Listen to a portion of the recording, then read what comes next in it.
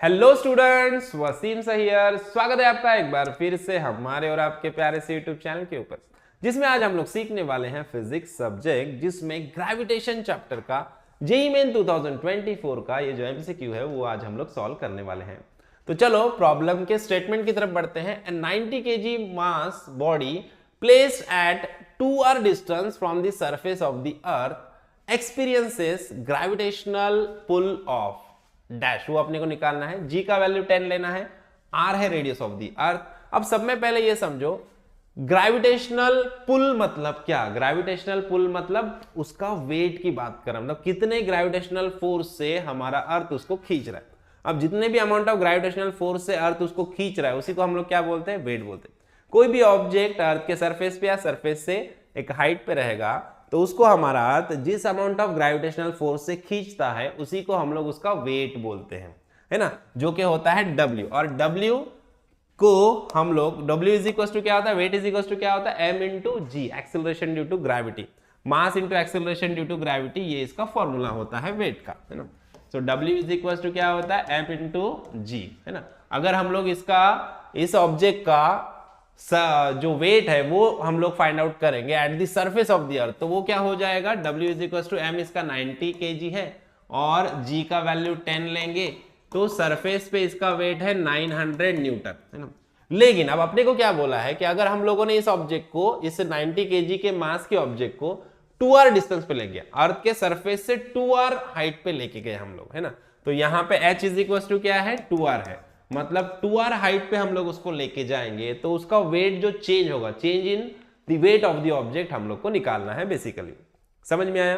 तो चलो अब अपने को एट हाइट h का फॉर्मूला पता है, acceleration due to gravity at height h is equal to क्या होता है, g r by r plus h whole square, है ना। g r by r plus h क्या होता है, होल स्क्वायर होता है। ये g डैश मतलब क्या, जो new acceleration due to gravity मिलेगी अपने को एट हाइट 2r के हाइट पे जाओगे तो एक्सेलरेशन ड्यू टू ग्रेविटी की वैल्यू क्या होगी, कम होगी, रेड्यूस होगी।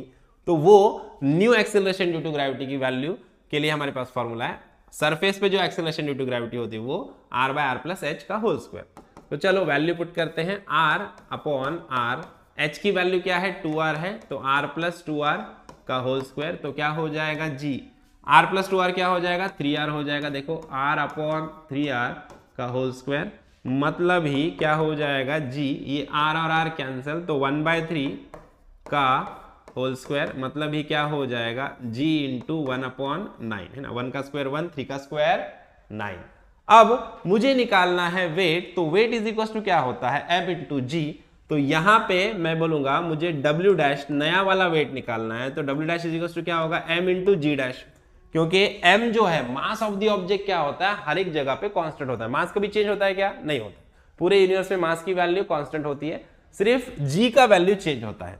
तो m इंटू जी डैश लिखूंगा। अभी g डैश की जगह पे मैं क्या पुट करूंगा, g इंटू 1/9। तो देखो m into g into 1/9 put करूंगा। अब m इंटू जी क्या होता है, m इंटू जी मतलब क्या, हमारा weight surface of the earth पे जो वेट है उसकी वैल्यू है, और m इंटू जी की वैल्यू हम लोग ने ऑलरेडी निकाल के रखी है 900, तो पुट कर दो। तो क्या हो जाएगा 900 इंटू 1/9, है ना। अब देखो यहाँ पे 9 1 जा 9 हो जाएगा और आंसर आ जाएगा हमारा 100 न्यूटन, है ना। कितना आ जाएगा आंसर हमारा, 100 न्यूटन, जो कि हमारा ऑप्शन बी है। मतलब अगर हम लोग अर्थ के सरफेस से 2r हाइट पे किसी ऑब्जेक्ट को लेके जाते हैं जिसका मास अर्थ के सरफेस, जिसका मास है 90 kg, तो उसका जो वेट है वो क्या हो जाएगा, वो 100 न्यूटन होगा। समझ में आया? आई होप आपको प्रॉब्लम अच्छे से समझ में आया है। वीडियो अच्छा लगा है तो वीडियो को लाइक कीजिए, ज्यादा अपने दोस्तों के साथ शेयर कीजिए और चैनल को सब्सक्राइब करना ना भूलिए। तो मिलते हैं नेक्स्ट वीडियो में नेक्स्ट प्रॉब्लम के साथ, तब तक के लिए थैंक यू, बाय बाय।